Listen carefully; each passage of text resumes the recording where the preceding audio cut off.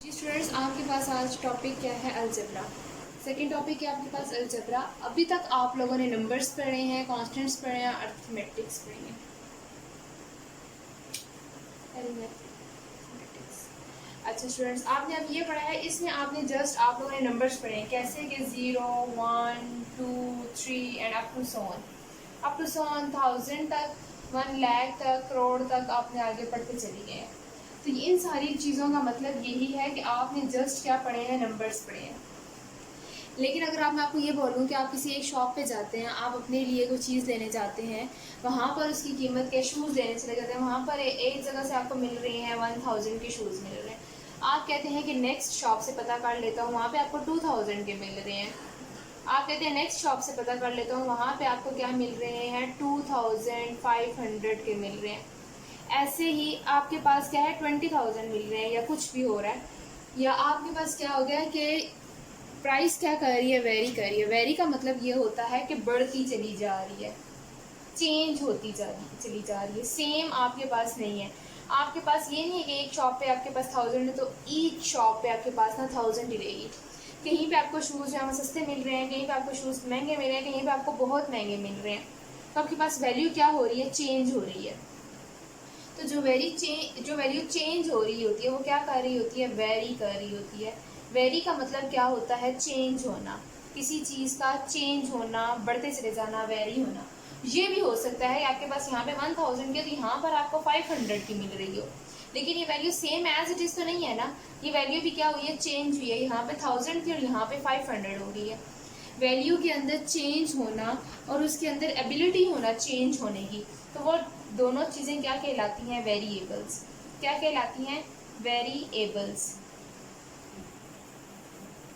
वो क्या कहलाते हैं? वेरिएबल्स।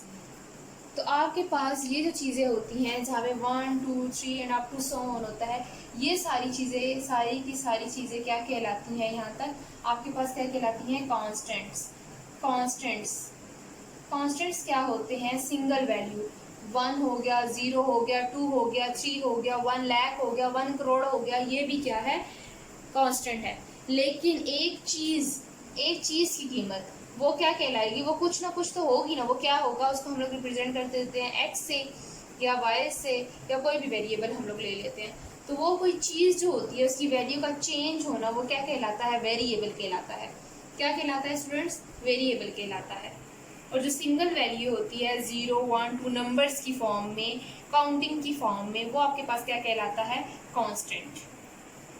क्या हो गया? वेरिएबल एंड कांस्टेंट्स का डिफरेंस पता चल गया कि कांस्टेंट्स क्या होते हैं, वेरिएबल क्या होते हैं। अब आपके पास आता है अलजेब्राइक एक्सप्रेशन। अलजेब्राइक एक्सप्रेशन क्या होता है? The combination of constant and variable की कम्बिनेशन, दो चीज़ों को मिलाकर जो लिखी जाती है वो अलजेब्राइक एक्सप्रेशन होती है। वो क्या होती है?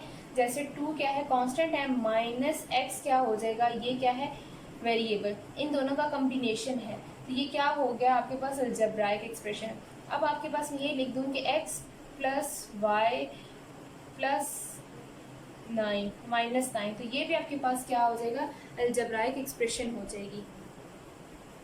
और ये आपके पास, ये जो आपके पास होते हैं ना, कम्बिनेशन होता है with respect two plus minus division and multiplication, ये आपके पास क्या है? Algebraic operators. ये आपके पास ऑपरेटर्स बीच में यूज़ होते हैं, जैसे प्लस हो गया, माइनस हो गया, डिवाइडेड बाय मैं कर दूँ 3 कर दूँ, तो ये डिवीजन भी बीच में आ रही है। यहाँ पर मैं 3 लिख दूँ तो ये क्या हो रहा है? मल्टीप्लाई हो रहा है 3y के साथ। तो आपके पास division plus minus and multiply use हो रहा है, तो आपके पास ये क्या? अलजेब्राइक ऑपरेटर्स यूज़ हो रहे हैं इन अलजेब्राइक एक्सप्रेशन में। अब आपके पास क्या है? टर्म्स आती हैं। टर्म्स क्या आती हैं? Terms are separated by only plus and minus. मैं टर्म्स को सेपरेट कर सकती हूँ सिर्फ प्लस एंड माइनस के साथ। जैसे मैं आपको ये बात बोलूँ कि x plus y over 9 minus 2, तो इसमें कितनी टर्म्स हैं? तो आपने बतानी है कि आपके पास यहाँ पर कितनी टर्म्स हैं। पर कितनी टर्म्स हैं? एक ये टर्म है, एक ये टर्म है, और एक आपके पास ये टर्म है। ये बीच में कौन सा साइन हो रहा है? प्लस और माइनस, 1 2 3।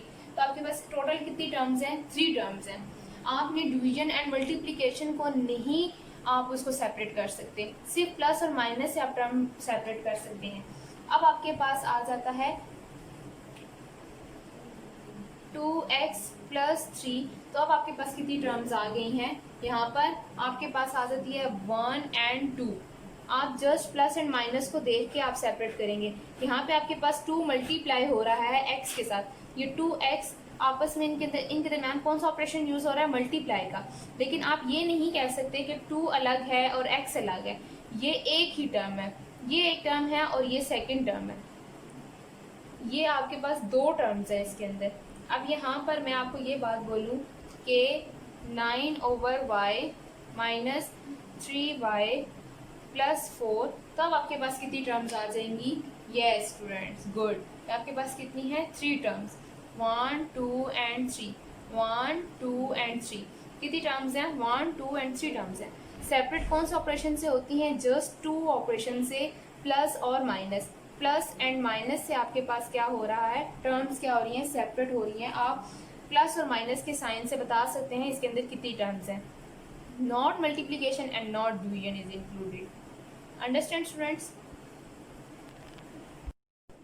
अब स्टूडेंट्स आपके पास क्या है? कोएफिशिएंट्स आपके पास क्या होते हैं? पावर क्या होती है? बेस क्या होती है? टर्म एंड कांस्टेंट मैं आपको बता चुकी हूँ। और वेरिएबल आपको बताना है कि वेरिएबल क्या होता है। यहाँ पर थर्ड चीज़ क्या आ जाएगी? वेरिएबल। ठीक है। अब आपके पास क्या है कि कोएफिशिएंट क्या होता है? वेरिएबल के साथ जो भी नंबर मल्टीप्लाई हो रहा होता है। वेरिएबल क्या है आपके पास? x। वेरिएबल क्या है आपके पास? x है। तो यहाँ पे वेरिएबल में क्या आ जाएगा? x। Understand students? इस पूरी आपके पास इक्वेशन में क्या है? वेरिएबल यूज हो रहा है, x यूज हो रहा है। वेरिएबल में आपने x लिख दिया। अब आपके पास कोएफिशिएंट क्या होता है? जो नंबर वेरिएबल के साथ मल्टीप्लाई होके लिखा हुआ होता है उसको क्या कहते हैं? कोएफिशिएंट। तो ये आपके पास क्या है? 3 आपके पास क्या है? कोएफिशिएंट। पावर क्या होती है? वेरिएबल के ऊपर जो नंबर पावर में लिखा होता है वो क्या होती है आपके पास? पावर। जो नंबर वेरिएबल के ऊपर लिखा होता है, ये देखिए ये नंबर क्या है? वेरिएबल के ऊपर लिखा हुआ है, तो ये इसकी क्या होगी? वेरिएबल की पावर। तो पावर क्या है आपके पास? 2। बेस क्या है? बेस होता है, वेरिएबल ही होता है कि आपने पावर के नीचे जिस चीज के ऊपर पावर होती है वो जो नीचे बचती है चीज वो क्या होती है? बेस। ये बेस क्या है? यहाँ पर x। Understand student? अब आपके पास टर्म किससे? प्लस और माइनस से सेपरेटेड होती है। तो ये क्या हो गया? एक ये टर्म है और एक ये टर्म है। कितनी टर्म्स हो गई हैं? 2 टर्म्स। कांस्टेंट क्या चीज यूज हो रही होती है? कांस्टेंट चीज ये होती है। अब आप 3 को कांस्टेंट नहीं कह सकते। क्यों? क्योंकि ये तो कोएफिशिएंट है और वो वेरिएबल के साथ लिखा हुआ है, उसके साथ वेरिएबल मौजूद है, मल्टीप्लाई हो रहा है। कांस्टेंट वो चीज होती है जो बिल्कुल सेपरेट होती है, जो सिर्फ नंबर होता है, उसके साथ कोई वेरिएबल मल्टीप्लाई नहीं हो रहा होता, वो आपके पास कांस्टेंट है। वो क्या है? 9।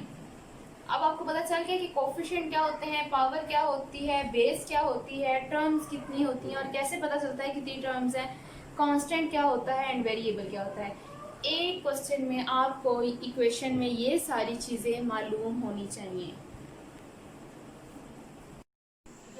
जी स्टूडेंट्स, अब आपके पास आपका HA है और आपने एक और बात याद रखनी है कि कांस्टेंट को जब आप डिफाइन करते हैं विद साइन करना है। जैसे यहाँ पे कांस्टेंट जो है वो 9 है, लेकिन 9 के साथ कौन सा साइन यूज हो रहा है? माइनस का। तो यहाँ पे कांस्टेंट में आप लिखेंगे -9, नॉट ओनली 9। आपने कांस्टेंट को विद साइन डिफाइन करना है। प्लस है तब भी, माइनस है तब भी। कांस्टेंट के साथ जब भी आपने कांस्टेंट को डिफाइन करना है उसके साथ साइन को लाजमी डिफाइन करना है। Understand students? और अब आपके पास क्या है? ये आपके पास 5 क्वेश्चंस हैं। ये आपकी होम असाइनमेंट है जिसमें अपने variable, coefficient, power, term, constant and base, ये आपने सारी की सारी चीज़ें क्या करनी है? सेपरेट करनी है। ये आपके पास 5 इक्वेशंस गिवन हैं और आपने बताना है कि फर्स्ट इक्वेशन में कौन कौन से वेरिएबल यूज़ हो रहे हैं, इसमें कौन सा कोएफिशिएंट है, कोएफिशिएंट क्या होते हैं जो वेरिएबल के साथ मल्टीप्लाई किए हुए लिखे होते हैं, जैसे कि 3 is a coefficient of x। और कोएफिशिएंट जो है यहाँ पर आपने क्या लिखना है कि आपके पास क्वेश्चन क्या आएगा? Coefficient of x square. तो जब x स्क्वायर आएगा तो आपने यहाँ पे लिखना है coefficient of x square is equals to 3, coefficient of y square is equals to 1। जब आपके पास कुछ भी यहाँ पर नहीं होता, आपके पास कोई वैल्यू नहीं गिवन, तो उसका कोएफिशिएंट क्या होगा? 1। तो आपने कोएफिशिएंट के साथ ये स्टेटमेंट लिखनी है। यहाँ पे जैसे आ जाएगा coefficient of x, coefficient of y, यहाँ पे इसी क्वेश्चन में क्या आएगा, coefficient of x and coefficient of y। यहाँ पे क्या आ जाएगा, coefficient of y। Coefficient of y क्या हो जाएगा, -9। आपने साथ माइनस को साथ डिफाइन करना है, -9 आएगा क्योंकि इसकी ये जो माइनस है वो y के साथ है, y के कोफिशिएंट के साथ है। यहाँ पे कोफिशिएंट ऑफ y क्या आएगा, 4। तो आपने हर क्वेश्चन हर इक्वेशन में यहाँ पे लिखना है और इसी तरीके से डिफाइन करना है। अब जैसे यहाँ पे पावर आ जाएगी, पावर क्या है, इसमें कौन सी यूज़ हो रही है, 2। यहाँ पे टर्म कितनी इसमें यूज़ हो रही है, 1 2 एंड 3। कांस्टेंट इसमें क्या है, -9। बेस क्या है आपके पास, x एंड y। बेस है ना पावर की बेस क्या है यहाँ पर, x and y। Okay students, I hope कि आपको समझ आ गई होगी। ओके, फ़ी ईमान अल्लाह।